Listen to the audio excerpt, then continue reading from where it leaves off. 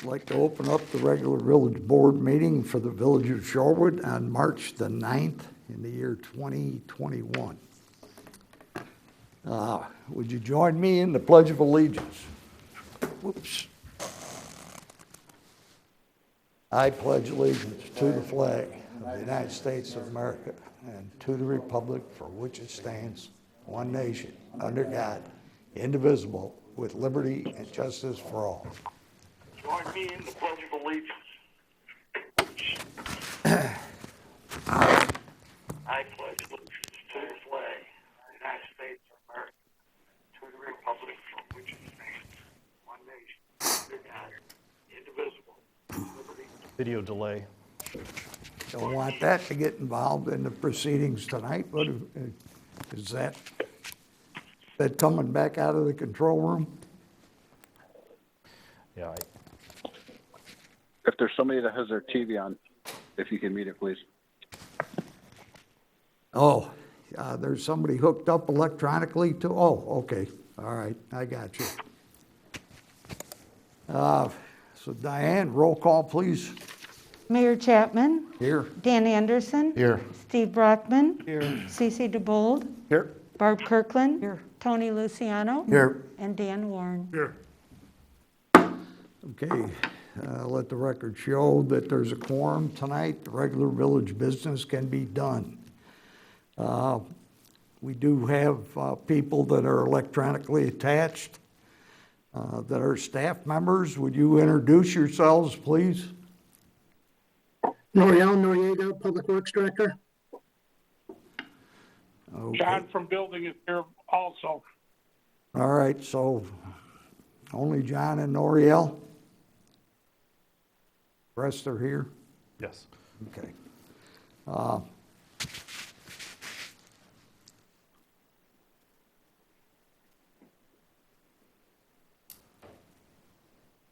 And right now, I got this honor that I've had for quite a long time, not just serving as the mayor, but of swearing in officers and police officers.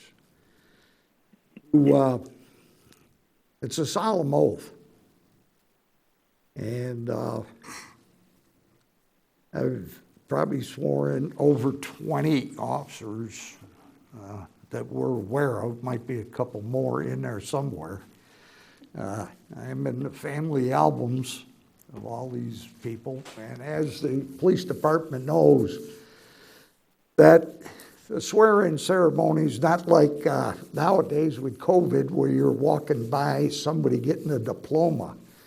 The individual that I swear in is going to step out into the community with the job to protect, to serve, and put himself in between the people that are causing problems and the good citizen that just wants to do their job, go to work, raise their kids. But there's always that small percentage that want to make things difficult for everybody else. And that's what these cops do every day. And I get reports on my desk that I read each one of them that the patrol officers put in. And when it comes to bars and things like that. And some of them are kind of, they try to tone them down a little bit, but just because they have to put everything in that went on that night, sometimes it raises the hair on my arms that something could go wrong. For these people every night. And because I've looked into almost every one of their eyes, I feel like these are my sons out there on the front line. So I'd like to bring up a young man who's going to join the ranks. And the reason I'm doing that, at a village board meening, is this may be this will probably be my last swearing-in ceremony. So I'd like Michael Scora to come up. I'd like to come up around here because I'd like to do this in front of the flag.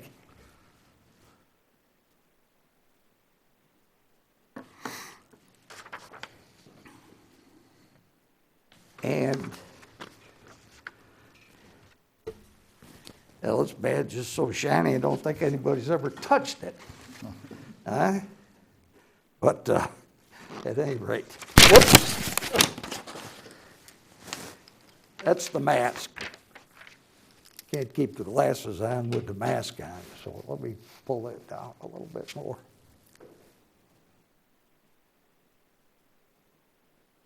Okay, why don't you come back here? I don't want to go any further than this, or I'm going to pull it off. Can you get the flag in here? Okay. Everything that I just said there is absolutely true, okay? You're going to be out there, you're going to be protecting and serving us. That is a responsibility that not too many other people have to have, okay? I'm fogging up here. You wouldn't mind. I've already had COVID, you know, so I'm going to drop that. So at any rate, I'm going to swear you in as a Shorewood police officer. And then the training is going to be difficult. The patrols are going to be difficult. Barton's going to be hard on you. But the situation is you are going to be officially wearing this badge, and it is official. Okay? So I'm going to swear him in. Okay. Turn facing me. Raise your right hand.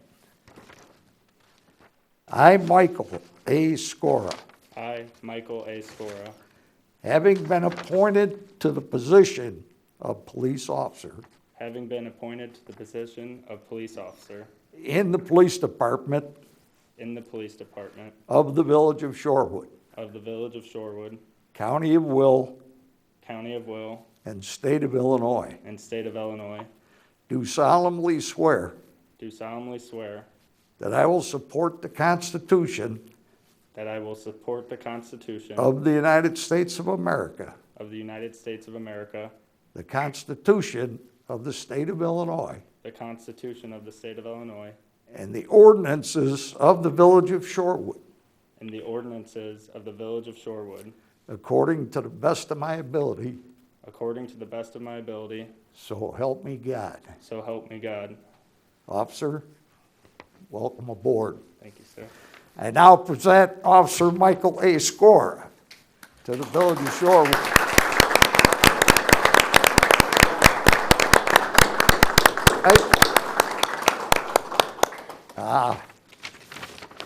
If the family'd like to step up, if you're taking more pictures, come right up front here, okay?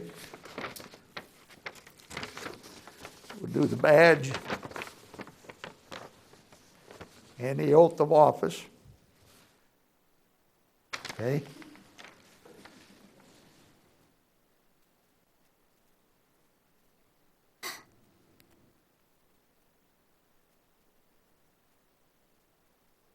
Take your time and get everything you want, because this is your last chance, okay?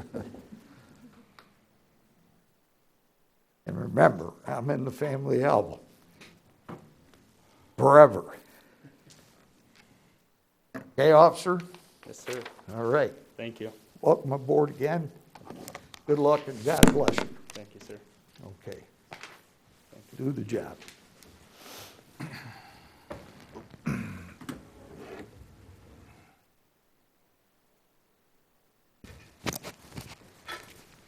So, you're all excused from the rest of the boredom of this meeting here.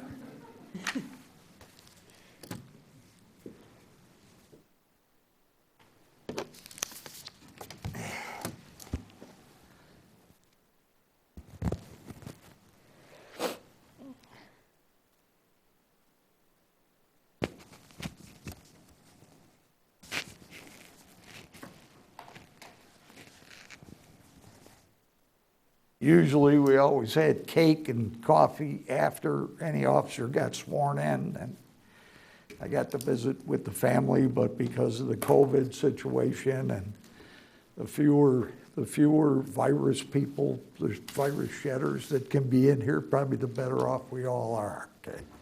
And they are too, so.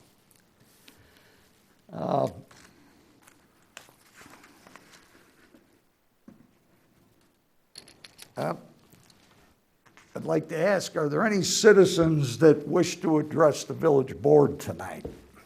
Okay? And this, unless somebody's going to want to speak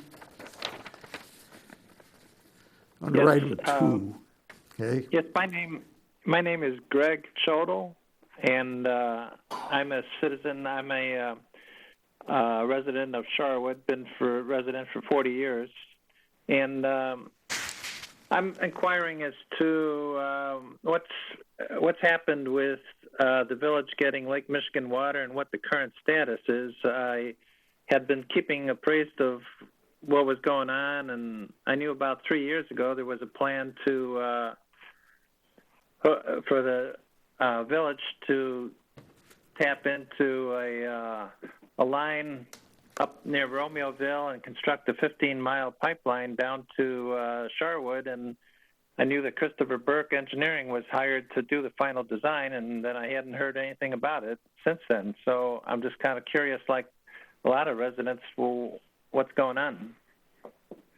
Okay, anybody else can chime in just after I'm done, right? Right now, Mr. Squirrel, was that? Chodel. Squirrel? I just Yes. want to be sure that I'm pronouncing it right. Oh, it's Chodel. Correct. Dorville. Could you ask him to spell it?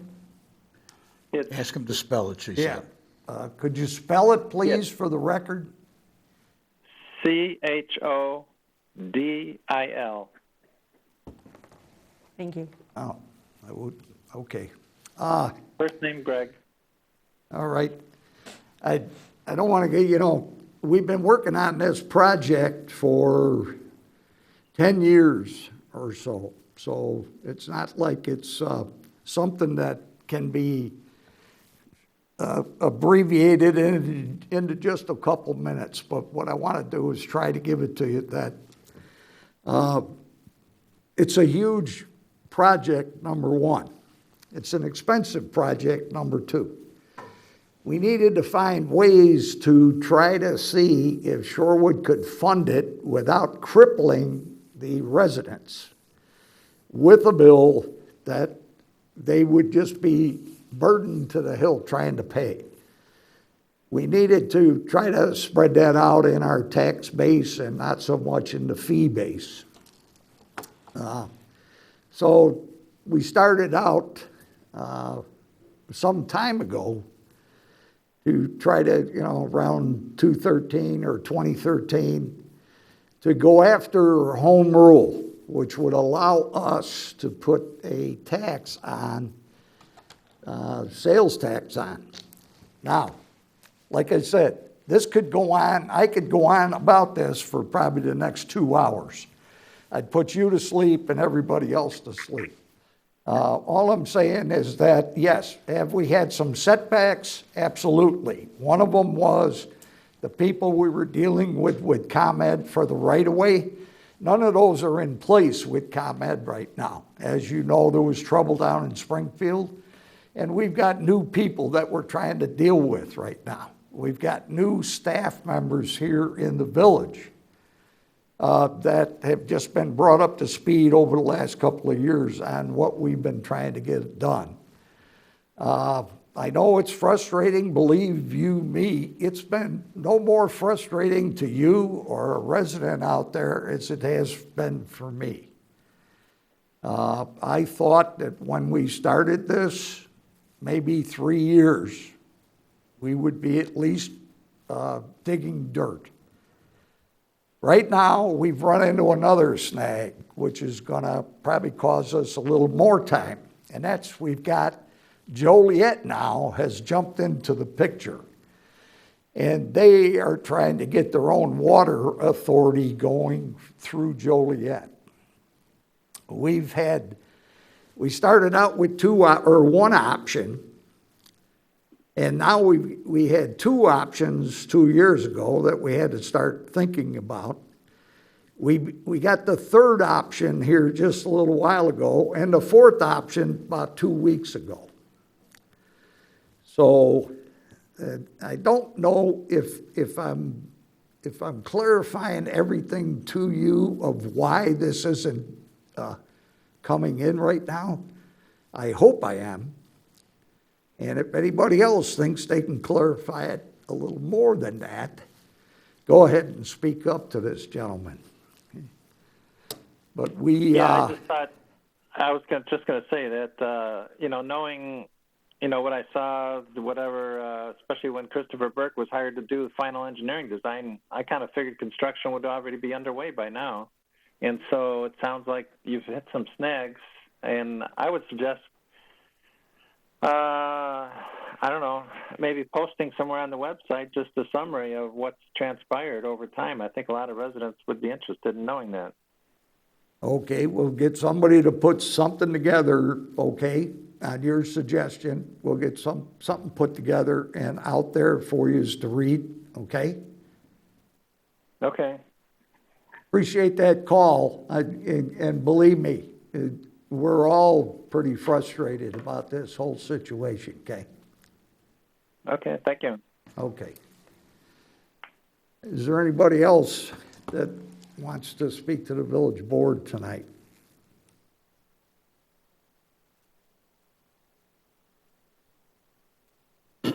Okay. I'm going to move on to tonight's consent agenda, which consists of approval of a special meeting for February the 16th. Number 2, approval of a regular meeting on February the 23rd. Number 3, approval of a committee of the whole meeting on February the 23rd. And approval of account payable in the amount of $1,279,002. So far, I've never had to read a number like that up here. So, and the reason that the payments are so huge is we're paying down some debt and clearing it off the books because we have the ability to get that done. Puts us in better shape when these major projects start to loom, like the water 52 widening, and another one that I'm going to mention here tonight. But, so anyways, $1,986,279.02. And you can explain where that 2 cents came from, okay? For me. No. We're watching every penny. Yeah, I can see that, okay? All right, number 5, approval of a final payment in the amount of $66,777.85 to Hoare Construction for the 2020 sewer rehab. And finally, approval of a grant payment, number 5, in the amount of $13,254.77 to Shorewood Cares Small Business Relief Program recipients. Are there any items on tonight's consent agenda trustee would like removed for further review, or are there any questions or comments on the consent? Number 1, the special meeting minutes for February 16th weren't in the packet. I don't think they're ready yet, so if we could remove that, everything else will be fine. Okay. Motion to approve the minutes as amended. Second. Diane, roll call, please. Brockman, Yes. Warren, Yes. DeBold, Yes. Kirkland, Yes. Luciano, Yes. and Anderson. Yes. Okay, consent agenda stands approved with that one exception.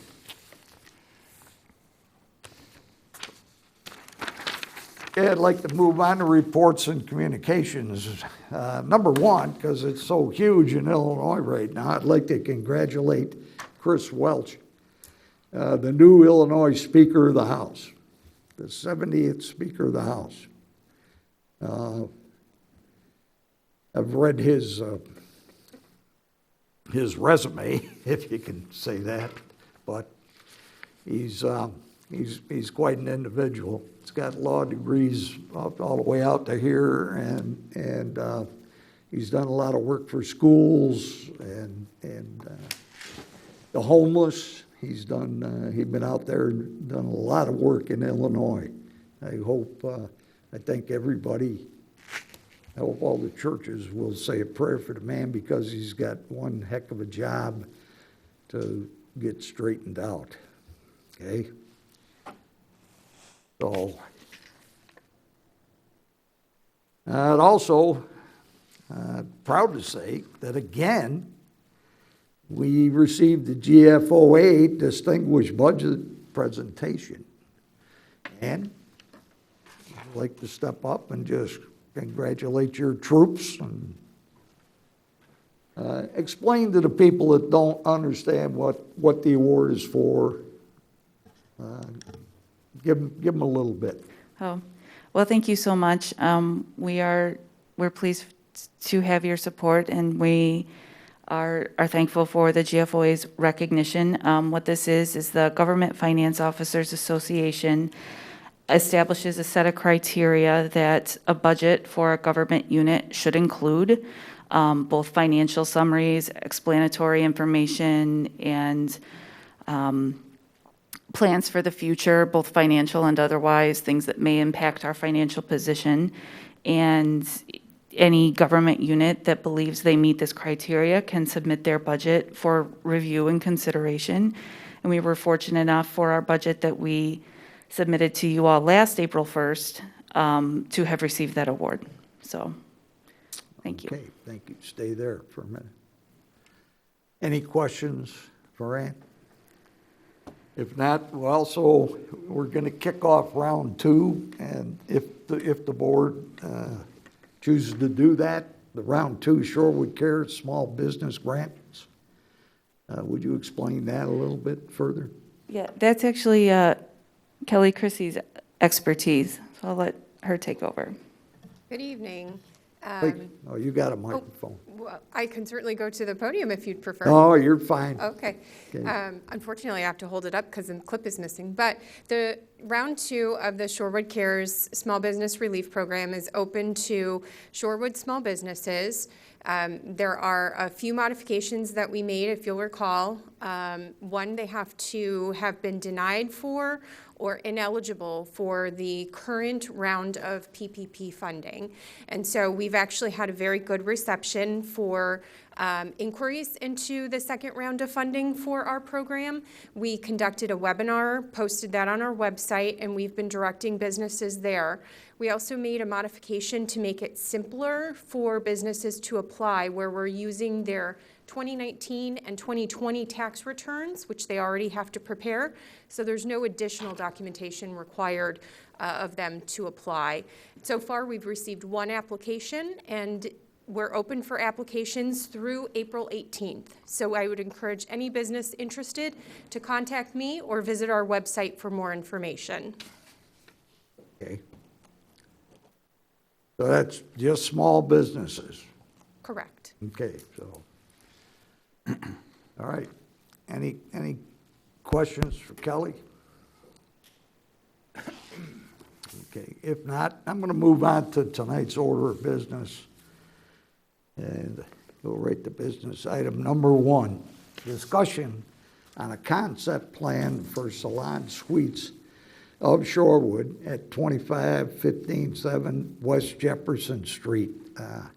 Trustee Brockman and Ms. Grissy. Mayor, I'll kick this off. but Bill Slavic came before our committee at the last meeting and was requesting a concept plan review for the redevelopment of 25157 West Jefferson, which is the old Caldwell Banker building on 52. And he would like to use the property for salon suites, which triggers a PUD amendment and also a conditional use. And something new, we normally don't see concept plans come to the board before they're voted on by the planning and zoning, so Kelly will fill us in on what that means and also the project itself. So go right ahead, Kelly. Thank you, Trustee Brockman. So in terms of the concept plan, the applicant has requested to receive some feedback before proceeding with additional investment required to be able to come forward with a formal approval. And so what he's doing is trying to understand, because of the limitations that were placed on this property when it was originally renovated for the Coldwell Banker use, he wants to understand if there's any other considerations that need to be made as he makes plans for bringing his formal proposal forward. So in terms of the concept plan, the location of the site is nestled between Walnut Trails and Shorewood Glen. And we've got the images on the screen here. And if you'll recall, here's a photograph of the building. It has been vacant for 5 or 6 years. And so the applicant is looking to repurpose the building and convert it into 7 salon suites, which would be individual tenant suites occupied by individual stylists or estheticians, where they would operate their own business and essentially serving as independent contractors. So they would have a wash sink within each of their spaces, but they would share, and I'll highlight the 7 office suites, and then they would share the laundry, kitchen, and the restrooms. This property is zoned OCI, which is Office, Commercial, and Institutional, and the PUD that was approved for the property when there was the addition and Coldwell Banker was set to occupy it, restricted the uses to just business and professional offices only. And so there really were no other uses that were permitted, and that is one of the reasons why it's likely sat vacant. One of the issues, as I understand it, was the lack of parking. And due to its isolated location, there's really no place for overflow parking, which is of concern. So with this proposed renovation of the interior space, then he would also be looking to put an addition onto the parking lot to provide some additional parking spaces. However, as it is now, it would meet our parking requirements with just the 7 salon suites. So this is really over and above what would be required, but ultimately would really kind of be necessary to address those parking concerns that existed. He would also, as part of the PUD amendment and the conditional use, there would also be a site plan amendment to accommodate the expansion of the parking lot, and then a setback variation to be extended for that.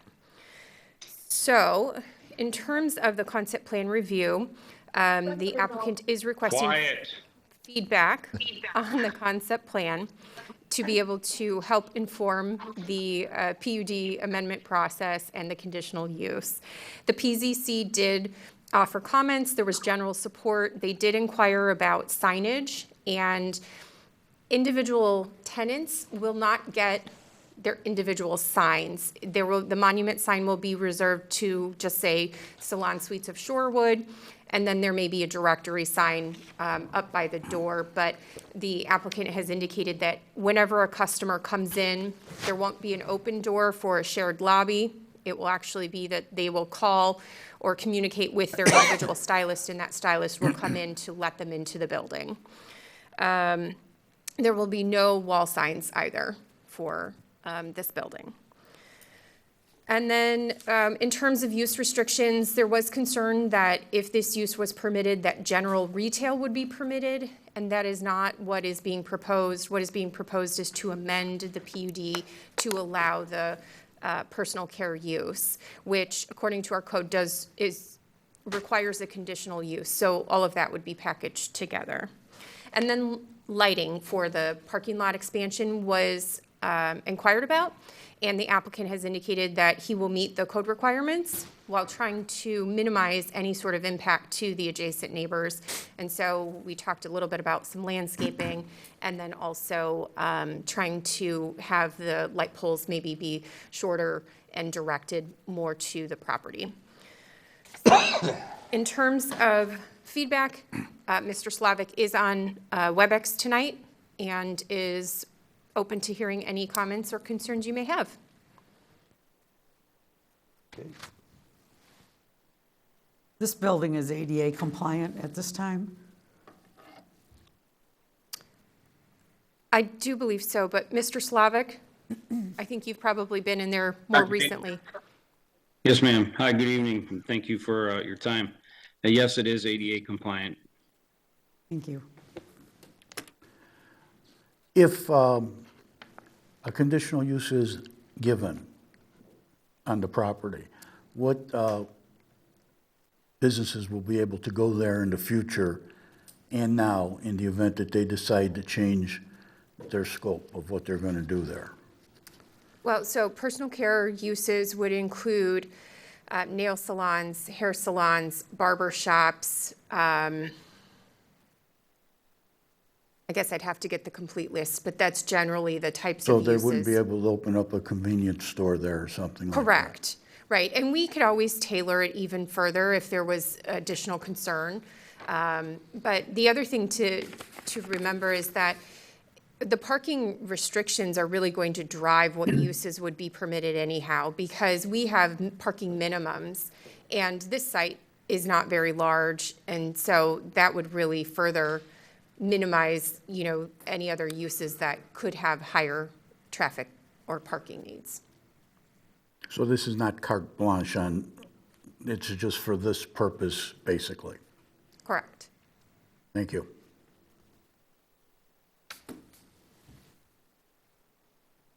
Okay. So we're hoping that they'll be back at our next meeting with the concrete plans, and that can go forward to the board after that then. Okay. All right. Thank you, Kelly. Thank you. Moving on to number 2. Discussion on the use of the ball fields at St. E's Four Seasons Park. Mr. Colada.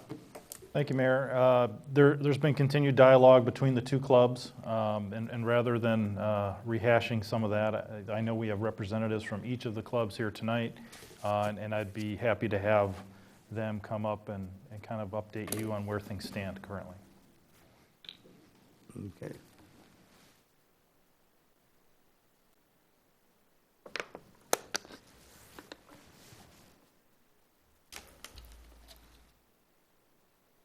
Good evening, Sean Mackin, Minooka Baseball and Softball.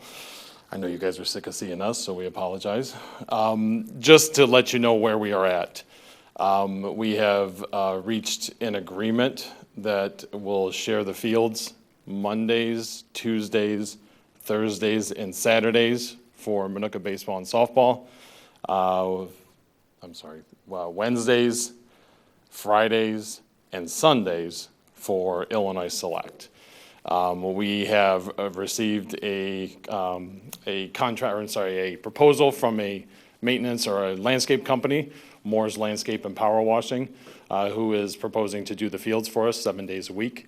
And we also have a working dialogue with the cleaning company that used to clean the bathrooms at Four Seasons prior to us taking over cleaning the bathrooms as well. So they used to actually be contracted with the village to clean the 2 bathrooms down there, and they are actually looking at cleaning the bathrooms for the two organizations as well. So we're in the middle of working out those details as well. But what we wanted to make sure that you, village board members, and we've already expressed it to Mr. Kulada as well, is that as we have told everyone throughout this entire process, our numbers continue to grow. And we are at the point now where we have 15 teams. We are reluctant to add a 16th team because we have enough players to do that, to utilize those fields. And we just want you guys to know that MBSA reluctantly has come to this agreement.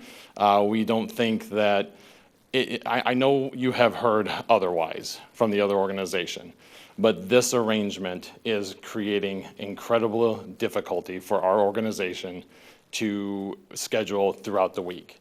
We told you guys and we told them that we would be willing to go with the days that we thought we wouldn't be using the fields on a regular basis. Friday nights, Saturday afternoons, and Sundays. And it was made very apparent to us by the village board, a couple of village board members, that that wasn't an arrangement that was going to be usable. So we fell back into a corner, and this is where we're at. So we just wanted to make sure we express that to you guys. You guys know where we're at with that, and I'd be happy to take any questions. When does your season start normally? Middle of April, end of April. For example, I'd like to just express real quick how this is affecting the kids in the community. We still do take late registrations, okay? As long as we have not ordered our uniforms. Once the uniforms get ordered, it's too hard to take late registrations. But I receive almost every day a question from the person that's doing our registration. Can you take another Pinot girl? Can you take another Bronco, whatever age level? I am at the point now, I cannot take any more kids because we feel like we've been backed into a corner here with the village that we don't have the space. Even moving kids to Minooka, we don't have the space. We are currently at 391 kids in our league. And so it is affecting now the kids in our league and who we can take. And I'm going to tell you, I don't like turning kids away to play ball because we don't have the space for them to play. I know none of our board members do. That is our whole goal, is for these kids to be able to play ball. And I'm at a point when I got the question today, can you take one more? And I'm stuck because I don't know what's going to go on here. We're trying to do what you all want us to do, to try to share, but our numbers are higher. We're almost at a record, to be honest with you, with the number of kids that we have.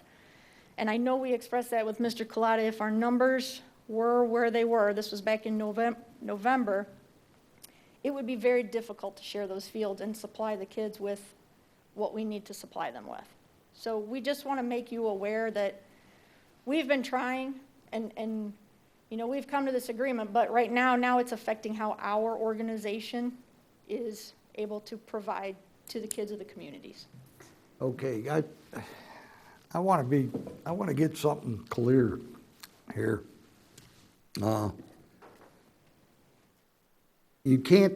You're not going to be able to run as normal as you used to run your operation. And to me, correct. To me, that is not fair. That's not right. Okay? And I don't care what anybody else says when it comes to what's right and wrong. But if I ran a bowling league and I needed 30 lanes, and there were 40 lanes in this organization. And we've been in there like you people have for the past 12 years. And so we were the league that was in there, handling 30 lanes. Somebody else walks in and says to the owner, if I paint the inside of your building, I need 20 lanes. There's only 40, and I need that same time slot. And then the owner comes to you guys and says that you absolutely need to make room for this other league. If I was the other league, I would tell you to take a walk, okay? I'd say, we've been here for 12 years. We've done everything you've asked us to do. And now somebody new comes in and wants half of the time that's available. I'm sorry. I am definitely sorry. If any kid gets affected by that, come and join the other league, okay, if that's the case. But it's just not fair. This isn't right for us to do something like this and to put pressure on you people to do it. I don't like it. Now, you all have your own opinion on this subject, but we've had a good relationship for over 12 years with this group, and now they're having to change their whole process in order to play here in Shorewood. And if somebody can tell me where that's so right, I want to hear it. So what I'm saying is we ought to go back to the table with Manuka, if somebody comes in later after another organization's been embedded, I don't think that the Chicago Bears are going to give up Soldier Field to the Chicago Fire on a Sunday afternoon when they're scheduled to play. I don't think that's right. I've given it a lot of thought. And we shouldn't be doing this. We shouldn't be making and pressuring this group to make changes to their organization and the way they've been doing business. And that's where I'm going to leave that. If anybody thinks that we should be doing that, speak up now. I'll speak up. I do. Okay. We have another organization in town. Hang on, you guys will get a second. We have another organization in town. The contract was up with Manuka. We have another organization that provides an opportunity for children in our community as well. We have an estimate from a third party that says there's $30,000 in damage to our ball fields that came from an outside vendor. So to argue that Manuka's been a good steward, sure, but there's also damage and there's upkeep that hasn't been done. So I feel it's well worth the opportunity of another organization to let them also try to provide for kids in our community. I would say, Mr. DeBold, I don't think we disagree with that. I think where we're at is that, where we have made the offers to share the fields when we are not using them, that has been declined by the village on a regular basis. And that's where we're at. And I believe it's most of the board members have expressed a want and a wanting to see a shared aspect, because I think everybody wants to see as many organizations in this town that can succeed and provide recreational activities for the youth. We agree. I think that's simply the consensus of it. And to reference the aspect that somebody's being pushed into a corner, that's simply the signs of the times of our community is growing. And as long as all parties can recognize we have multiple people, we have a growing community, we have different organizations that are trying to occupy space. That's just a short version of it. Well, and I think what I would remind you is that we've been trying to get our contract renewed by the village since May of 2019. We've been told we weren't going to have a problem with that since May of 2019. That all just changed at the end of last year. No one ever expressed to us, when we've asked multiple times, and we've met with the village folks that are down there at the fields with us on a regular basis, no one has ever indicated. In fact, the landscape contractor that we met yesterday indicated that those fields are in really good shape right now. We know that field number 1 has issues, and that's from natural drainage. That's not from us. That's from the natural drainage. And I know you've heard otherwise from the other organization. But what we have been told by people that are in the know is that that's because of the topography of that field. And if you do go down there and you look on that field 1 first base side, you can look in that first base side dugout and you can see all the dirt that's in there from everything that runs that way. That's not because of how we're dragging the field or we're maintaining the field. That's just the natural topography of the actual park itself. Then that's why, since May of 2019, we have been approaching the village and trying to put $25,000 to $40,000 into those fields, but we requested a 5-year extension. That's what our request was. Which is our agreement that we signed, and the village is the one that drew the agreement up. It says we have the right of first refusal. Right of first refusal, correct. Correct, with the option to negotiate another 5-year term. Correct, and the administrator proposed a 1 year. Correct. So is the village, that would be my question, is the village reneging on their agreement? There was never been an offer.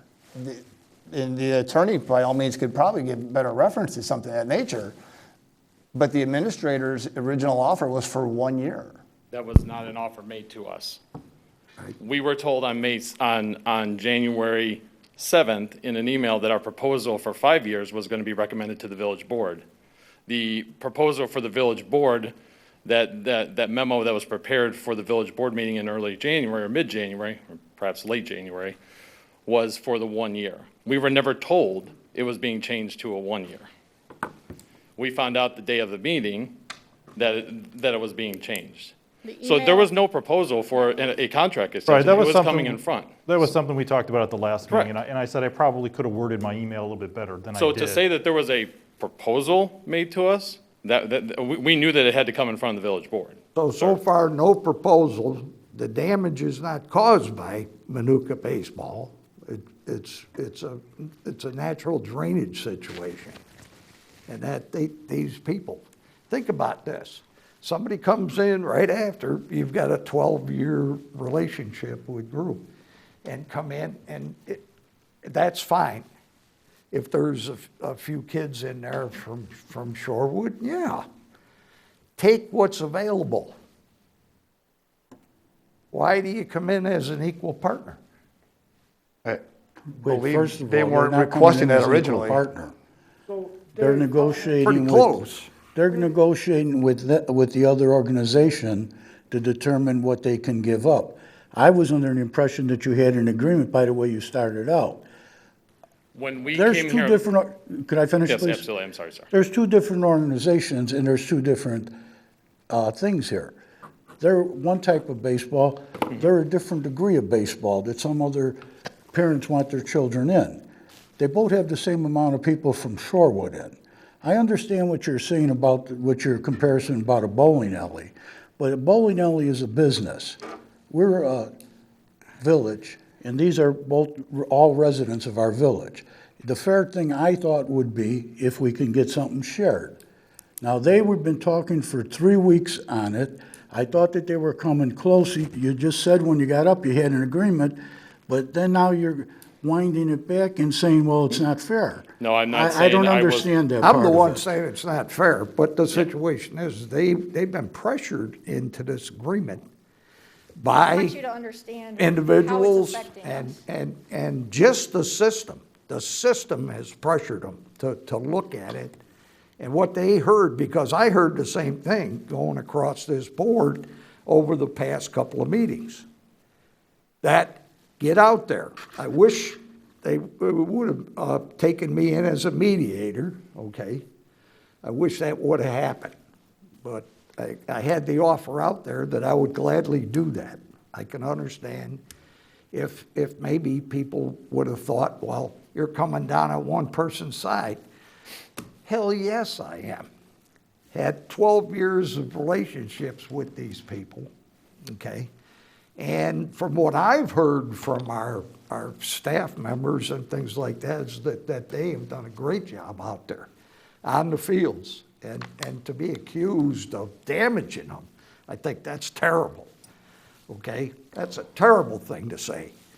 And I'm out thinking, if you're trying to put out fairness, Mr. Luciano, fairness is people that have done the job for 12 years, have used the things for 12 years, and then somebody new shows up at the door who we have no experience with at all, and say, now it's time for you to cut the pie up to the point where they can't operate as they used to operate. That's the problem. Well, Mayor, Change you the weren't way here at they their can first meeting, operate. Mayor. You weren't here at their first meeting when they indicated, the other organization indicated they weren't using all the fields all the time. And we had discussions about dominating the fields. And they, I'm sorry, I forgot your name, but you had indicated to me that you did not dominate the fields. Correct. And that the other organization indicated that there was plenty of times open there that they could use it. They leave the fields open, from what I understand, correct me if I'm wrong, because this is going back several weeks. They leave the fields open for open play by other people when they're not using them. So if that's the case, how could it be that they need the fields all the time? Fridays, I mean, it's Saturday only fair to afternoons, have and an Sundays. organization come in that wants to come in. They're residents of our town. They've got a different type of organization. And are we going to say that no other baseball is ever welcome in this town? Because we've got an agreement? That's never been said. There's pickup games That's all what the we're time out saying. there. Mr. Luciano, that's not what we're saying at all. You just said that's what we're saying. I'm reading when you say, when someone tells me that you have first right to it, and you always have first right to it, that means that no one else can ever use it. That's what that means to me. We Now, already had a discussion with Mr. Culata that our next agreement would not contain that type of language for first right of refusal. And we are not saying we are not willing to share the fields with the other organization. And I don't understand What we are saying is that we have felt like, because when we indicated last time, our last proposal was Fridays, Saturday afternoons, and Sundays. Your statement to us was, well, if you can give up a third of the time on those days, why can't you give up a third of the time the other days? Well, because we have games throughout the entire week. The 6 through 11-year-olds are what play down there. They play early games. We can't stack game after game after game on Saturdays and Sundays. This is the reality of the situation. And again, as I told you before, I don't understand how your scheduling goes, so I'm not going to try to second guess what you do there. All I'm saying is when we initially started is I thought it'd be fair if we'd be able to share. And we have no problem with that. And I thought you were getting there based on what you said when you came in. But I just don't, I understand what the mayor is saying. You've been here, you've been a good patron at the fields. I understand that, but I'd like to see, and I don't know how everyone else feels, I'd like to see other people have a shot at it too. And I we mean, have they no were problem. part of your organization. And I think where I think we are having a bit of an issue with this is that the Village of Shorewood right now is trying to figure out how to use the fields, and that's fine. We have zero problem with that. But what we are saying is that you folks are trying to look at them like the Village of Plainfield does with some of their fields at Four Seasons Park in Plainfield, or Shanahan does at the Park District there. They utilize, a number of different organizations utilize those fields. They have staff that schedule those fields. They have staff that bill for those fields. They have staff that prep for those fields. They do all of that stuff. The Village of Shorewood, we asked Mr. Culata if the village was interested in going back to preparing the fields themselves. And he told us there was a lack of staff to be able to do that. I've read your strategic plan. I know there's a lack of staff to be able to do that. That's where we stepped in. The problem is when you have multiple organizations sharing this field, then you have the issue of who's in charge, who's going to be working with the contractor that does the landscaping, who does the fields. If the fields aren't done properly, who is going to be the blame? If there's a rain day, who's going to get the blame? You know, there's that type of stuff. And we can make this work. We will make this work if that's what the village wants us to do. What we are telling you is that what we have been told is that we have to give up some of the time that we use and give that to the other organization. We have zero problem taking what we normally would use as our rain day on Friday nights, and the Saturday afternoons we're not using them, and the Sundays, that is when we do not use the fields. We would have zero problem with the other organization using that. The Wednesday evening or other weeknights are what really give us issues, and that's with the scheduling. And I know that you have brought up, Mr. DeBolt, you've got other fields. We don't have a number of other fields. We have another softball field that we can use for the bigger kids in Minooka. We have another softball field that we can use for the little kids in Minooka. But those fields are being used by other baseball teams as well. And what this does is it causes us to have that domino effect at the other fields as well. So all we're telling the village is this. We've tried to get our contract renewed. We've tried to do the improvements on the field. We've tried to do a number of these things since May of 2019. And it's put on the back burner, put on the back burner, put on the back burner, and here we are today. So we just wanted you guys to know, listen, we will make whatever work. Whatever the village wants us to do, we will make it work. We will have to do that. But we just want you guys to know what it's What's the causing. status of the contract?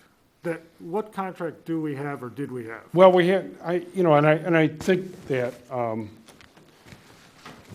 I heard the allegation that the village has reneged on its contract, and I just don't think that's true. I think that what these folks think they have is an option agreement. And an option agreement allows you the ability to exercise that option. In other words, you say you have a 5-year agreement with an option for 2 years or 3 years or 5 years. That's not what they had. They had the right of first refusal on a 5-year agreement. And what that means is if the village went out and chose another organization to have a 5-year agreement with, that they would have the right to match that offer. That's what a right of first refusal is. So they did not have an option. They had a right to negotiate a right of first refusal. It really didn't mean a whole lot from a legal perspective. And I don't want to get into the relationships and what's going on, because there's a lot of stuff going on outside the legal realm. But from a legal realm, they did not have an option. They had this right of first refusal, which is a completely different animal. So I don't think the village is reneged. I mean, they may be disappointed in the outcome or anything like that, but we're not in breach of that agreement. Legally.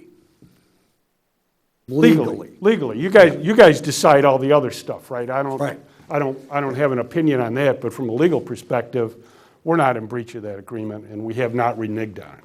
Just like I would hope the village agrees that we were not in breach of our contract for not keeping up the fields according to what one of the village trustees had indicated. No, I talked to our staff about the fields, and he gave me every indication that you guys were taking care of the fields. There was no issues. He was happy with what was being done. And I haven't heard anything other than that. Now, back in January, though, we did talk, and I did kind of get the impression that you had some empty spaces, you know. Wasn't the conflict the days scheduled the games that you guys didn't want to play, or you guys couldn't work out the same because you all wanted the same times or same days? Yeah, I think the weeknights are the biggest issue And that with was this. Wednesdays and. Yes. Yeah, they wanted 2 weeknights and then the 1 weekend day. But there is some extra space in there, right? Yeah, typically how we schedule Monday through Thursday. We use Fridays as our rain out nights, and Saturday mornings into the early afternoon is typically what our games are scheduled down there. Now, our folks, our teams, when you get up to a little bit of the higher levels, they do play some of the other surrounding communities like Morris and Coal City and a few others. But our Pinto level and that, they all play each other. They're all home games, so they're down there every night. They're not traveling to another organization to play, is what I'm saying. So we have home Okay, games so if pretty you much every guys night. stuck with your regular schedule as you have in the last 5 years, is there time left over for the other side? Fridays, Saturday afternoons, and Sundays would be typically when we're not using the fields. And as we get in around a Memorial Day and a few other times, there might be, there's going to be some days here and there. But then when there are games that, if we don't have games scheduled down there, the coaches are given the option to practice as well. Okay, so that, I think that you guys answered your question. To me, is you guys do a good job with it. You've been with us for, what was the number, 10 years, 12 years? 12 years. Our staff says it's in good shape. Mr. Collada's recommendation back in January was to go with Minooka State softball, baseball. I mean, I think we should just renew the contract with these guys and let the new guys fill in the empty days. That's the easiest solution to this whole thing. It's the right solution, okay, as far as I'm concerned, because like you say, we've got a long-standing, may not be legal, but it's a long-standing agreement with this organization. Well, they haven't given us any issues, any reason to say, no, we're not going to renew our deal with them. And there's opportunity for these guys to come in and take over, or take some other time. I think where we would let you guys know that if we were to enter into the next agreement, and we all knew the intent was to go another direction at the end of that agreement, we would be okay with that. We understand. I mean, we know the village, this is an asset of the village. And the village chooses to use it in a different manner. I don't think Minooka baseball and softball, first and foremost, we have no right to say one way or the other. But Minooka baseball and softball would have zero issues with that. What our hope would be, say you guys go to an arrangement like Plainfield or Shanahan or something along those lines where you are renting out space, we would hope that our goodwill and our relationship with the village would allow for us to have first right of, okay, we'd like to rent the fields on this night or that night or whatever along those lines, and then other organizations could fill in around. Well, that might be a possibility in the future, but it tells me right now that I think, not in the next year or the year after, but it's time to start looking at maybe putting another field out there, at least one and maybe two, you know. If it's that. We've got places around the village for more. We got one that was at Windstone Park, or whatever that's the name of that. We got one over at Hofer School, okay, that space over there, but that's school grounds, and, you know, so the school would have to be involved. But there are some places, I understand they want to get going right now. So get going and take what's available instead of having this outfit have to change all their organizational procedures and the way they schedule baseball. Now, the question is, if we do like I suggest, or you guys do like I suggested, how are you gonna maintain the fields where there's not gonna be arguing over that? The contractor has agreed to do it 7 days a week for us. And are you splitting the cost with these guys? We are going to have to work on that. I mean, our proposal would be a 50-50 split because they would be using our equipment. Obviously, if this arrangement goes to a Friday, Saturday afternoon, Sunday, or whatever the agreement is, or whatever the village requires us to do, we would definitely look at adjusting costs however needed at that point. But yeah, I mean, it's, you know, they would be using our equipment, we would supply them with everything, so that would be our proposal. So I have zero problem, and he has zero problem doing that. By equipment, is it? Tractor. Our tractor, our drags, the chalkers, the paint machines, the paint foul lines, because he's going to maintain those for the two organizations down there, things along those lines. Okay. When's the drop dead date that you have to have something I have, in my your travel hand? coaches are already asking me for their days because they have to submit those for the league that they play in. So obviously, the sooner the better. I mean, we need to give these guys, they need to have a decision. I mean, we're almost coming up on the middle of March. Our opening day is April 24th. That's for our younger in-house, Yeah. and our older start playing We'll start April playing just 10th. before that. And if you guys have been down there the past couple of nights, there are already teams that are outside practicing already. Not ours, there are other teams that are on the grass already. So it's that time. Okay, if we were to call a special meeting next Tuesday, could we have something to present to the village board through the legal department and through the administrator, something to present to the board, two options? Well, yeah, Dave, as I see you it, I wanted guess to we talk. need to prepare a couple of options. One is, I guess these guys get it full-time, right? Next is these guys get it, I hope I'm right, pointing at the right people. Next, these guys get it full-time. Next option is we go with what we thought was represented as an agreement tonight. And then the next option seems to be, you know, the one I think Dan might be alluding to, that the new group has it on Friday, Saturday, and Sunday, if I wrote it down right. Can the new group speak for 1 minute?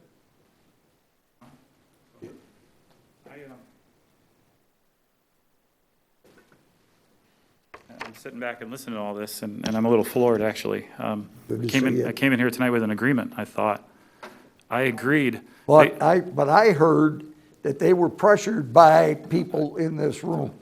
I don't know anything about that. If that happened. Well, Excuse me, who pressured you in this room? Please tell me. Well, they're not, you know, they're not gonna walk up, well, maybe they Well, I are. want to know I'd who pressured. be If more than that's the happy case, to. who pressured us? Because when we came back up here and we gave the Friday, Saturday afternoon, Sunday, it was made very clear by you that was, why can't we share the other evenings? I just So said yes. we thought we had to give up at least 1 weeknight. And then when we were accused of breaching our contract, there was obviously, we knew where our relationship was going at that point. By me And that goes, asking you and if that's you gonna go could back to your share. first meeting, and you're correct, and I did say that. And that's only because you have an outside party that brought in a third-party venue that evaluated the fields. They brought in hang on a second, they brought in a company called Sports Fields, which was the original builder of our fields. Correct. For them to come in and evaluate the fields, I respected that for the aspect of their bid.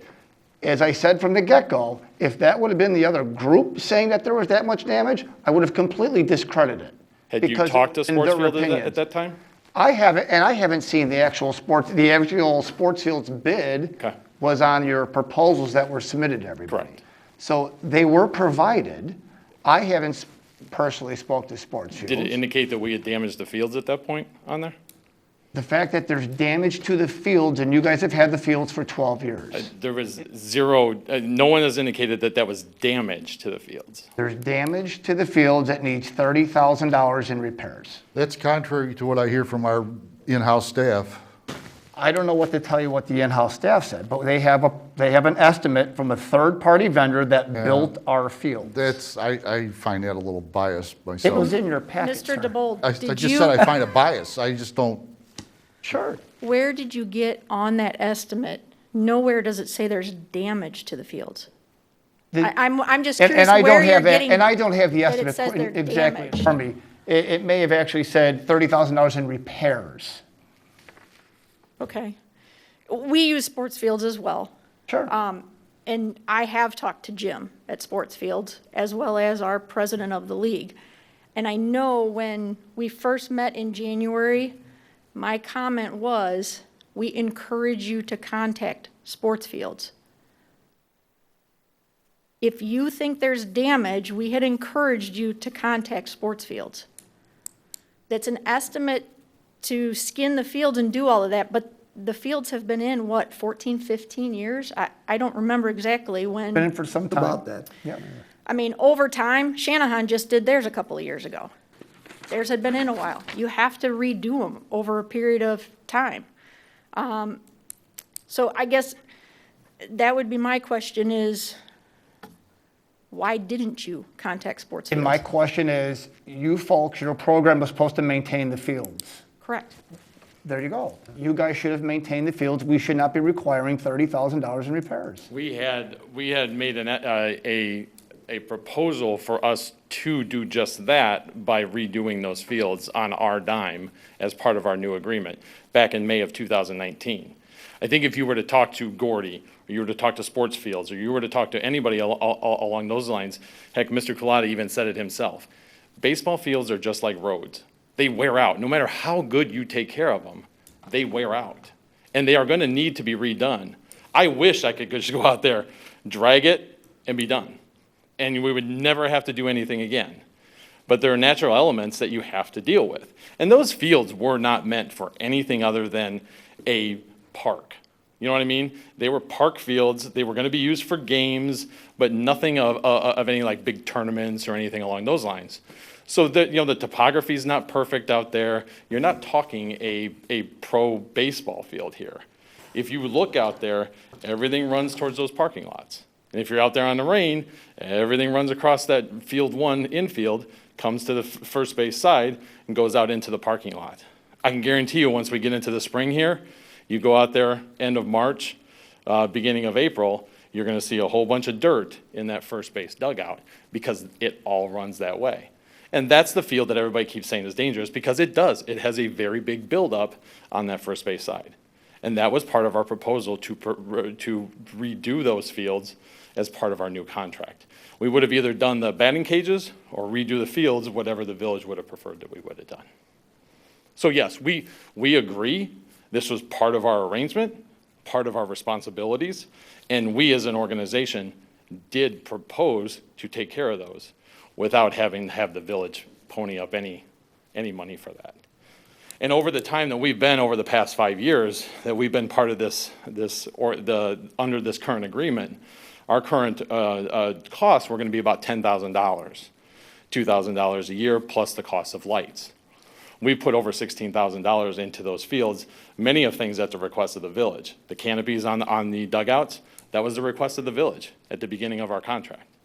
That was nearly the entire cost. What we put into those was nearly the entire cost of our contract. We never questioned it because we had an arrangement with the village that this was going to be what we did down there. Yeah. And so that, in lieu of some of the costs that was going to be associated with it, we put $16,000 worth of field improvements into it down there. That's what we did. We had a partnership here. And that's how we looked at it. That's why I never questioned it. In that time frame, just so everybody might be thinking back, we were going through the hunt for a new administrator. We were going through interview processes. and we're putting new staff members on that would be looking over these types of situations. They have to be able to come on board and get familiar with what's going on in order to make good suggestions to the village board. And that was going on right there, 2019, at that period of time. So it's no wonder that a lot of miscommunications between us and Manuka baseball were going on. And that the contract wasn't looked at, you know. Maybe Dave can kick in something here, I don't know, because the legal side of it is up in the air. There is no legal side. I'm not convinced it's up in the air. I think maybe it doesn't meet their expectations, but legally, I'm not convinced it's up in the air. Yeah. I mean, Yeah, okay. look, we got to figure this out. This has been 3 or 4 meetings now. We've talked about this. I think we need to try to get to a decision point, and I think, you know, they say they have an agreement, but then I hear they don't have an agreement as to costs, and that's going to be an important component of this. You know, we can't. It's almost like we're entering into a marriage that's sort of bound to fail unless I think the village really steps in and tells these folks what they need to do. You know, and if one group's going to get it 4 days a week and one's going to get it 3, they should want them to pay 4/7 of the cost and the other pay 3/7 of the cost or something, because we're going to have a squabble every week about who's going to pay what bill. I mean, you can see it coming. They're not getting along. Doesn't mean they're not bad people, but they're not getting along. I'm trying to get along at the direction of you last. I'm not suggesting nobody's not trying to get along. It just seems like you guys keep working at it, but it doesn't get any better. I thought it got a lot better this last time. I personally thought it got a lot better. I don't know where we got sidetracked. You directed me last time to take what I could get, right from you. Hey, sir, if I was you, I would take what you can get and then get your foot in the door. We left here. We had dialogue. They presented to me an offer. I accepted the offer. I don't know how we are where we are right now. It was their offer, and I accepted it. It's only as of an hour ago that I understood that there was a problem with their offer. I'll give it to you, okay? I directly called these people today, and I asked them straight out, and I said, time to man up. Were you pressured? Did you feel pressure from the village board, from members of the board, to make this agreement? Sure. And don't bullshit me. Just tell me the damn truth. And they came out and said, yes. All right, I felt pressured. And I know where the pressure's coming from, okay? And the situation is that I don't think they deserve that. Okay? I don't think they deserved it. I think they've done a fantastic job of getting a lot of kids involved, playing ball. And playing ball instead of being told you're not good enough, okay? You know, that happens too in some leagues.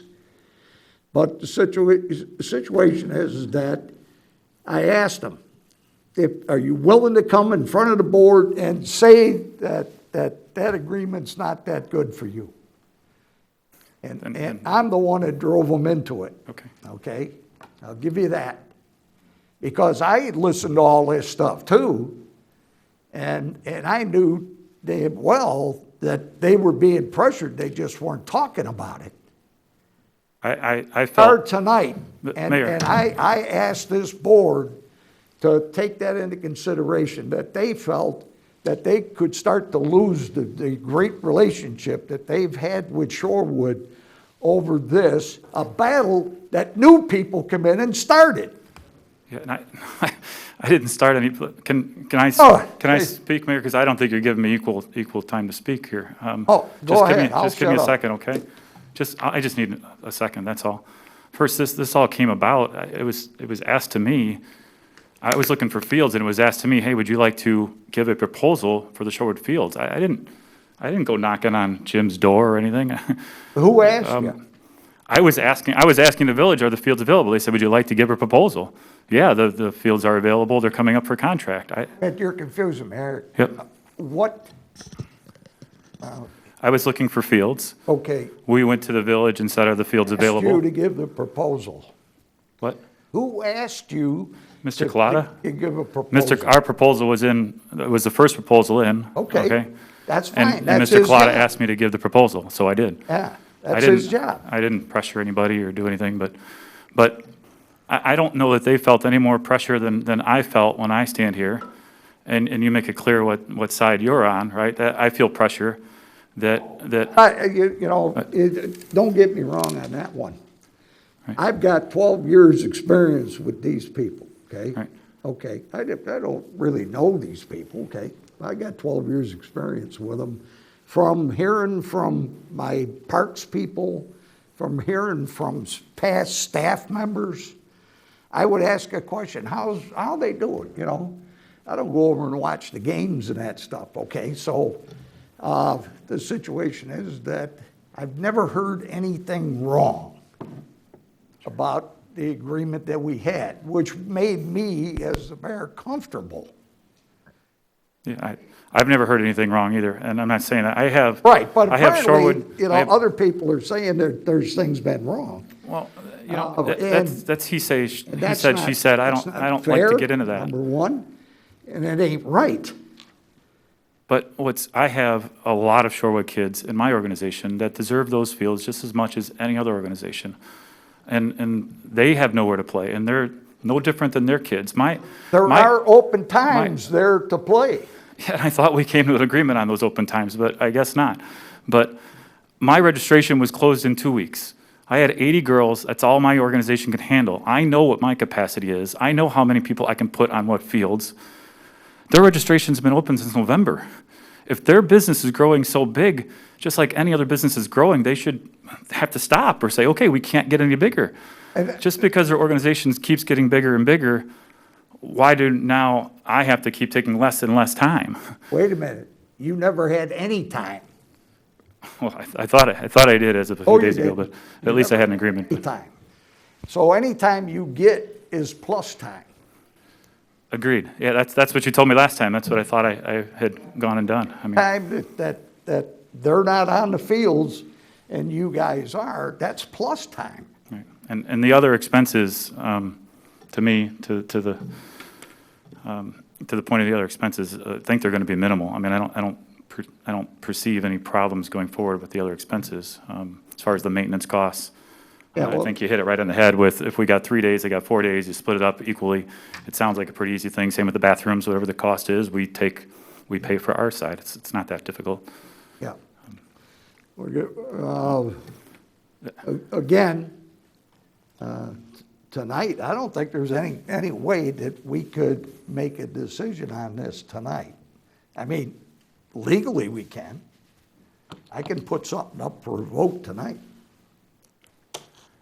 We don't have it on the agenda actually for approval. I mean, you could give us some direction in terms of, Jim and I and What to staff. present, and maybe we can set up, this is so important to these groups and the kids out there, that we set up a special meeting for next Tuesday. Not here. Everybody would agree with that? Won't be here next Yeah, Tuesday. I'd just like to Well, clarify I'm something. sure you want to be here. Excuse I me, do, but I I'd won't like be to here. I'm clarify sorry. something, I'm not because I available want it next Tuesday. perfectly understood. What I asked was if you could share the field, because I was under the impression that fields were available.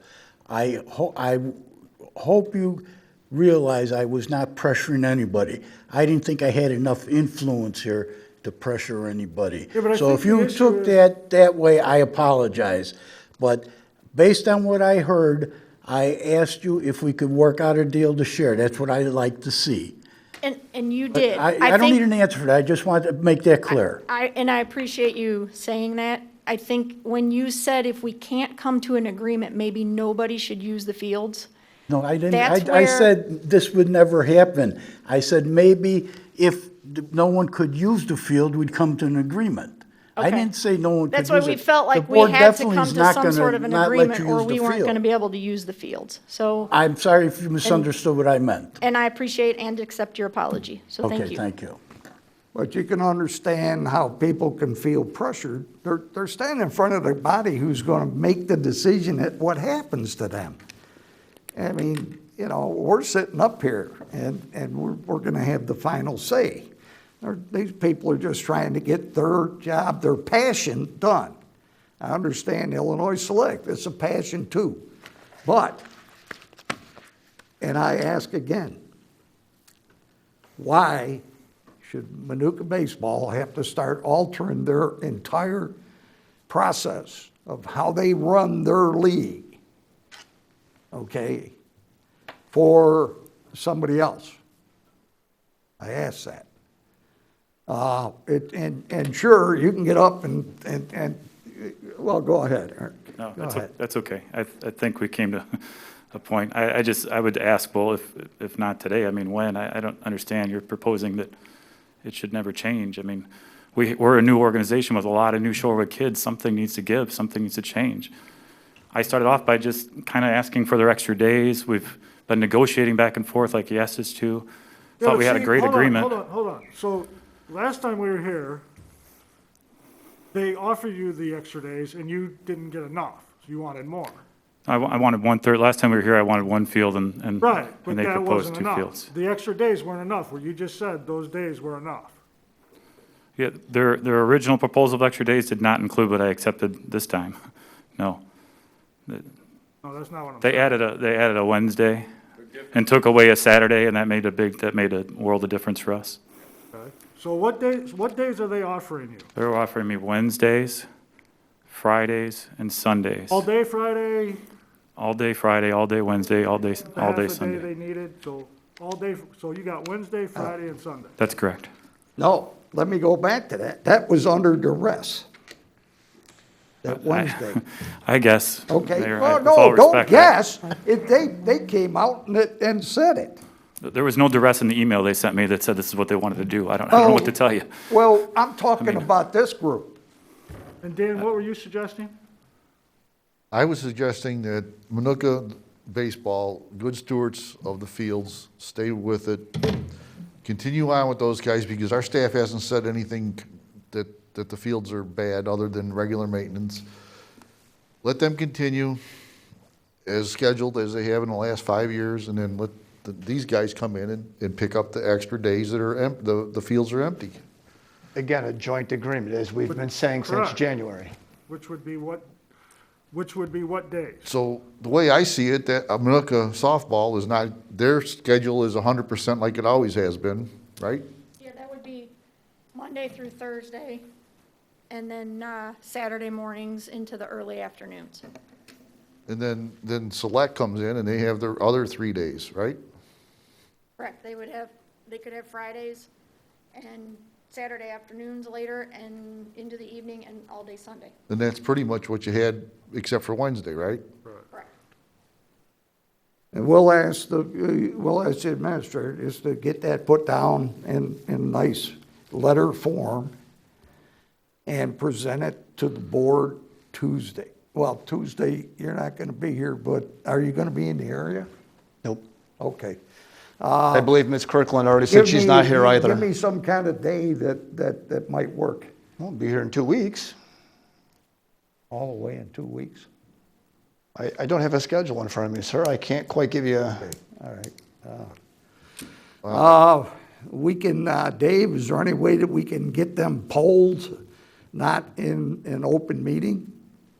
Well, we can get direction. We can't get a decision outside of an open meeting. We can get direction as to where people want to go.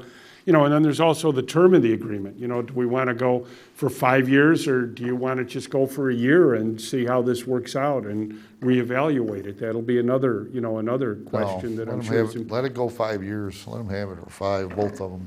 Yeah, so they can invest some money.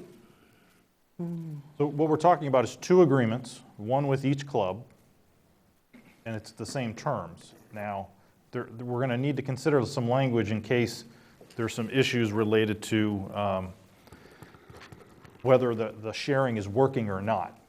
Sounds like you're going to make it work. They have everything ironed out, even down to the equipment, so. Right, we'll include things like maintenance, use of the shed. Maybe we just put in there that if they can't get along and figure out the maintenance, that the village do it and charge them. That's another option too, if there are problems. I mean, I know that, I don't want to speak for Jim, because I know he's got staff concerns and everything, but that's something else that we could build into the agreement so that we don't, look, we want everybody to get along and the kids to play baseball, right? We don't want. And the thing is, we need to make a decision because they need to get their rosters or their schedule set so they can get to work. Why don't we just leave it up to the village manager and the attorney to come up with something? They're gonna talk to these people and let it be that, rather than trying to figure out what we're gonna do, let them do it. And we will be in touch by the end of this week. I just want to make sure, so the Friday, Saturday, and Sunday, you got all 3 fields, right? Correct, it would be all 3 fields. All 3, not just one. All Half three. half a Saturday. Half a Saturday. Half a Saturday. Half a Saturday, you'd have 3 fields. Yes. Well, is that okay with you guys? I mean, that's not the deal you it's walked in here horrible. with, It's right? absolutely horrible. It does nothing for me. Listen, I keep trying to take your advice, Mr. Mayor, right? I'm trying to get what I can, so I'm not going to say no. We're going to walk away from here, and we're going to keep trying to work it out. Without Wednesday, there's nobody ever on the fields on Sunday. Those fields are empty on Sunday from both organizations. So Sunday does nothing for either one of us. It never did for them, not going to do anything for me. So really, it's Saturday afternoons and Friday nights. I trying to take whatever I can take, but really, without the Wednesday, it becomes a huge problem. Put yourself in their shoes. Tell me what you would do. I'm not in their shoes. Well, no, I would do tell that. you. Put I yourself in the other person's shoes and tell me what argument you guys would be making. My argument would be looking at their, and Mayor, I hate getting into he said, she said stuff, okay? But no. My argument would be looking at their schedules in the past and being out at those fields and giving Mr. Collada samples of their schedules from the past, that they were not using the fields as much as they now need the fields. So obviously something changed. So if that were to happen to you, that would be okay though. If I wasn't using the fields, Okay. I mean, I would hope I would understand. I mean, there's a reason that they're not.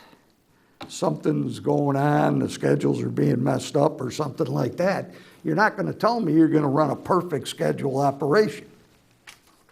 Nobody's perfect. Sure, Believe me, I know.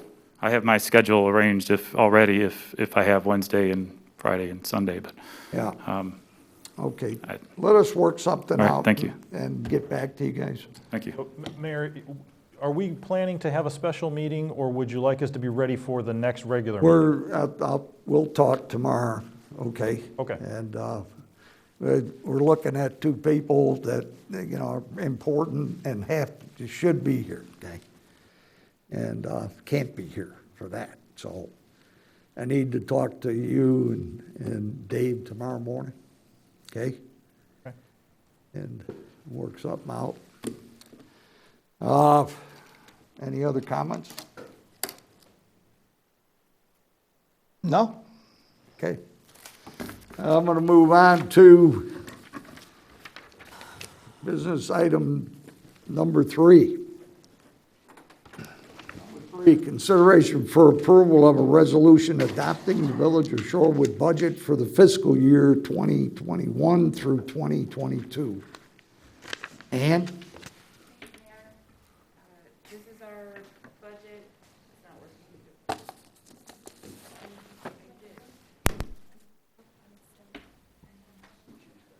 Okay, is that better? Thank you. This is a budget for our fiscal year that begins April the 1st of 2021, ending March 31st of 22. Not much has changed since our time together at the budget workshop 3 weeks ago, and then we discussed it at the committee of the whole 2 weeks ago. The property tax rebate program is included in the form of a water bill credit. The price of the Public Works building was amended, and a few other changes to some equipment needs or consulting needs in the water and sewer fund were addressed. Otherwise, I'd be happy to take any of your questions. Okay. Any questions from the board? I actually wanted to circle back on the refund. Yeah. I think we need to look at that and take it back to where the staff does it, because that saved quite a bit of money. Well, the original way.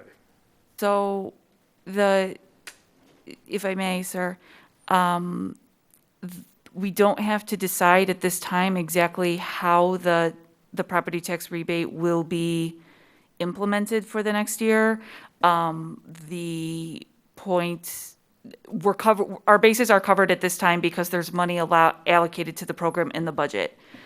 We can always get into the specifics of the program over the summer when we, would normally Yeah, that's initiate the fine. problem. I just wanted to make sure Okay. that that wasn't like gonna be a Right, permanent, it's not. permanent thing in there. Yeah, nothing's off the table where that is concerned. Okay, I'm good then. There are funds allocated to it. Okay. I'll make a motion to approve the resolution adopting the Village of Shorewood budget for 2021 and 2022. Okay, Diane, roll call, please. Anderson? Yes. Luciano? Yes. Warren? Yes. DeBold? Yes. Brockman? Yes. And Kirkland? Yes. Okay, the budget, the upcoming budget has been approved. Moving on to business item number 4, consideration for approval of a resolution adopting a non-represented employee pay scale. Mr. Kulata. Thank you, Mayor. As we previously discussed, this is the pay scale that is proposed for the coming fiscal year. It was just a few months ago that we did it for the current fiscal year. This is the schedule that I would anticipate going forward, is that it's a once-a-year adoption, and it's done during the time of budget adoption. So generally speaking, there's some very minor changes, but with one exception. The range moves up 2.5% for the positions listed for both the minimum and the maximum. And that really summarizes it. I'm happy to take any questions.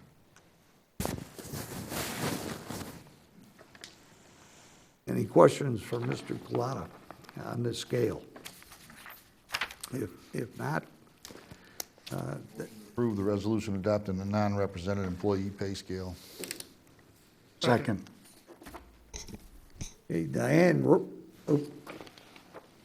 roll call, please. Anderson? Yes. Luciano? Yes. Kirkland? Yes. DeBold? Yes. Warren? Yes. And Brockman? Pass. Okay. The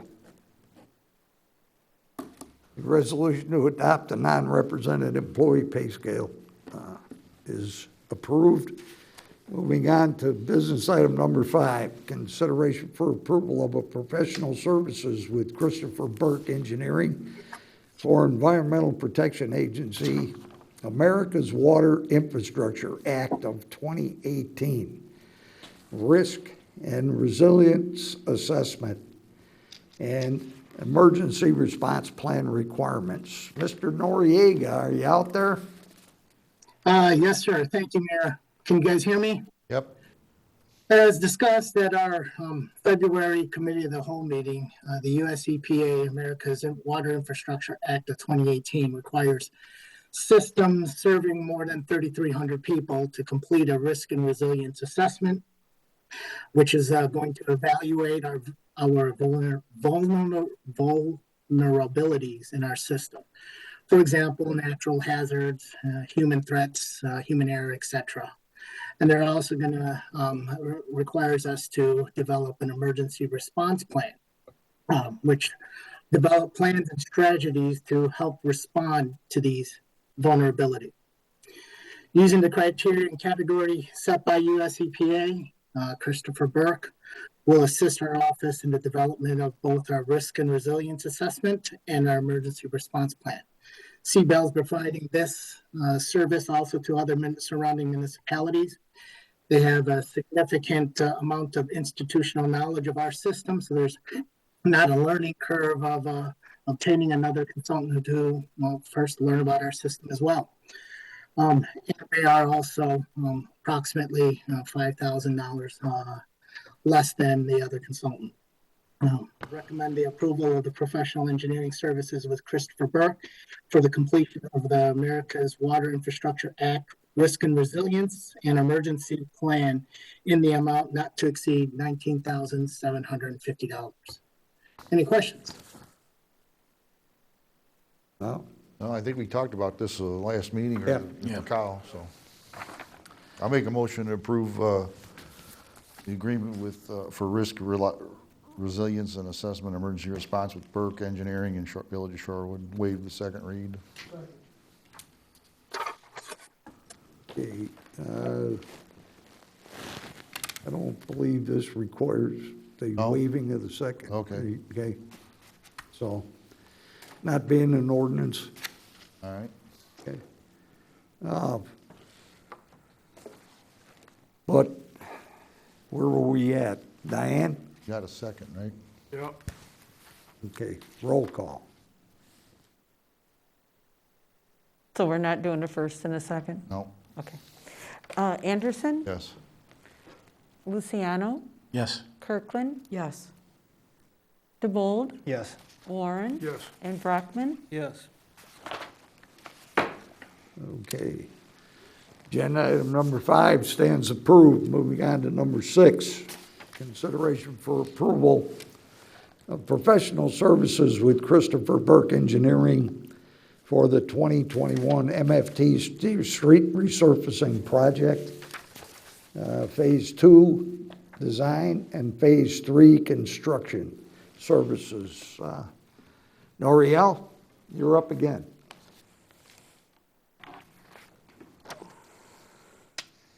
Thank you again, Mayor. We have our annual street resurfacing project.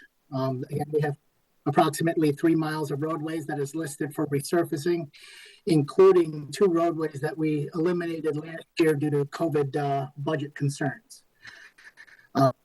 We have a budget amount allocation with the approved budget in an amount of $1.275 million. Again, Christopher Burke, for almost a decade, has been completing our annual street resurfacing project. They, again, have a lot of institutional knowledge of our roadway network, and they continue to provide Shorewood with very competitive costs. Construction schedule will be complete the bid documents by early April. Obtain IDOT approvals by mid-April. Bid date toward the end of April. And a contract award, assuming we get good bids, by mid-May, with construction to start possibly early June. Staff recommends the approval of the professional engineering services with Christopher Burke for Phase 2 design and Phase 3 construction services in the amount not to exceed $74,895. I'm available for any questions. How old is that Verton Boulevard? That doesn't seem like it got much use out of that road. Burton's busy. It's busy, busy It's road. busy, but I mean, it doesn't seem like we got much use out of it. Oh, you mean years-wise? Yeah, years-wise, yeah. I don't know, how many, I don't know the year, how old it is, I don't recall. Can you hear us, Norio? Yes. Okay. I don't know the age of that roadway. I'm confident it was put in pretty close to the same time that Target was developed. I would imagine. And yeah. it does get a lot of traffic. Yeah. Are there any ones that are out of this 3 miles? You did say, if I picked that up right, 3 miles of roadway in this budget. Are there any that are being totally taken down to the bed and redone? No, sir. Okay, all right. Okay. Motion to approve professional service agreement with Christopher Burke Engineering for the 2021 MFT. Not to exceed, what is it, 74,895. There's no motion? I thought there was no motion. Okay, Diane, roll call. Roll call. Anderson? Yes. Luciano? Yes. Kirkland? Yes. Brockman? Yes. Warren? Yes. And DeBold? Yes. Okay. Thank you. Agenda item number 6. Seconded. Without a resolution, there's a motion? Just approval of, Just approval. You don't have to waive second. yeah. All right. Motion and a second, no waiver of second. Okay. Our final business item, consideration for approval of a resolution authorizing the conveyance of a permanent transportation easement to the Illinois Department of Transportation. Mr. Kulata. Thank you, Mayor. What's before us is a resolution that would allow IDOT to use a part of existing village property as a permanent easement so that it could accommodate improvements made at the I-55 access project there where Sile and Cottage meet. So the village property is at the northwest corner. There is a small sliver at the south end of our parcel that is basically in the right-of-way today. Or near the right-of-way, that would allow IDOT to do some improvements by allowing the village, or by the village allowing this permanent easement, the village would receive $3,200. Okay. Any questions, complaints? Nope. Motion to approve the resolution authorizing the conveyance of the permanent easement. Second. Okay, Diane, roll call, please. Brockman? Warren? Yes. DeBold? Yes. Kirkland? Yes. Luciano? Yes. And Anderson? Yes. Okay. Authorize the conveyance. Just prior to moving on to reports, I was going to put this under my report up top, but we got swearing in officers and things like that. But just received this letter today, Illinois Department of Transportation pre-construction notice. Okay, and this is the bridge, the new bridge carrying the future northbound traffic to Illinois 59 over 55 at the interchange of Illinois 59 and I-55, located in the city of Joliet, village of Shorewood, and Troy Township. This is the pre-construction notice from IDOT, letting everybody know that the low bidder was deconstruction.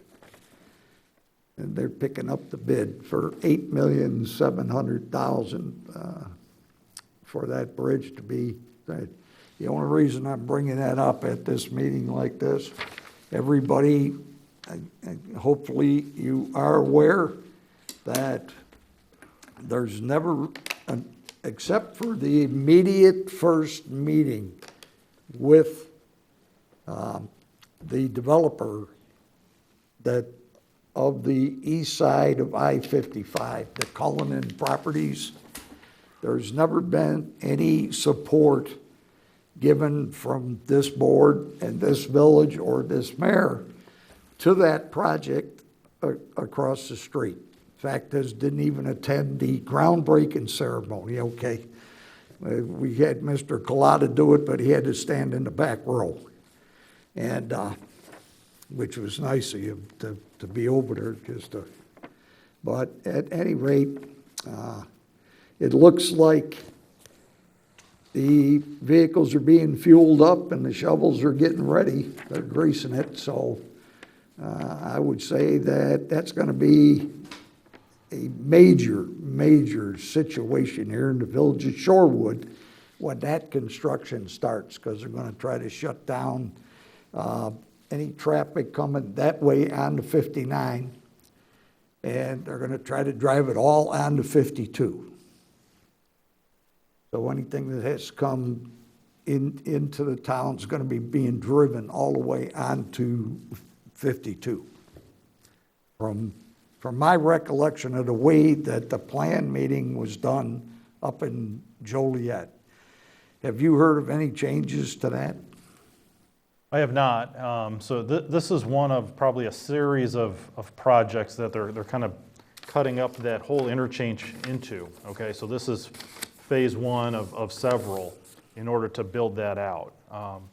So I think the most disruptive work will come, in the near future, because I believe that this bridge that's going to be built is for the most part in existing right-of-way. Yeah. But you are correct. It is going to have a significant impact on the 52 interchange.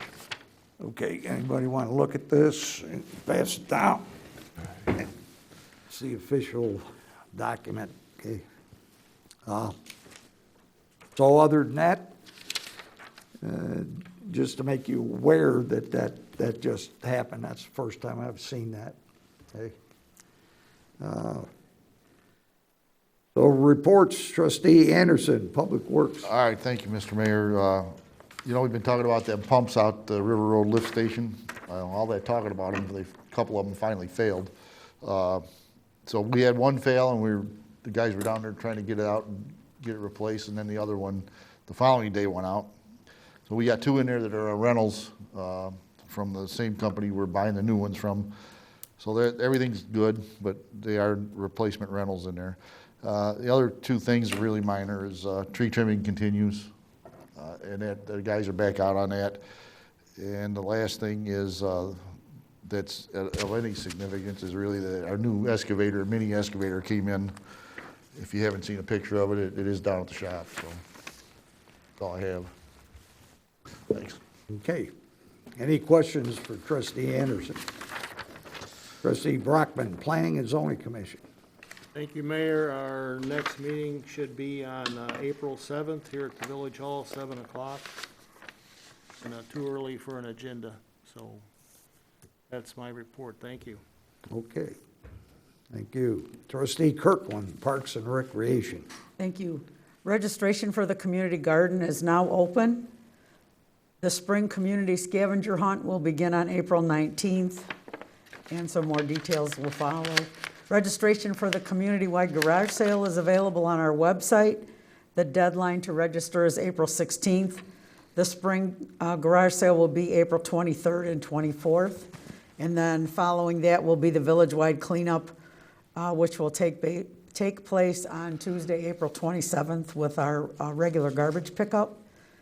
Be sure to like, follow, and subscribe to Village Facebook, Instagram, and Constant Contact for Village updates and news about special events and programming. Thank you.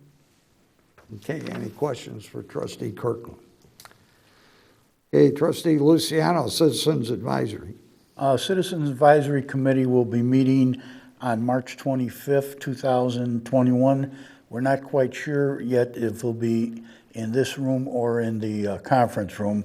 We'll get more information at the next meeting. As always, if anyone's interested in getting involved, they can contact myself or any other members through the village website. That's all I have. Okay, thank you. Anything for the good of the whole? If not, I'll entertain a motion for adjournment. So moved. Second. Okay, Diane, roll call, please. Brockman, Yes. Warren, Yes. DeBold, Yes. Kirkland, Yes. Luciano. Yes. And Anderson. Yes. We're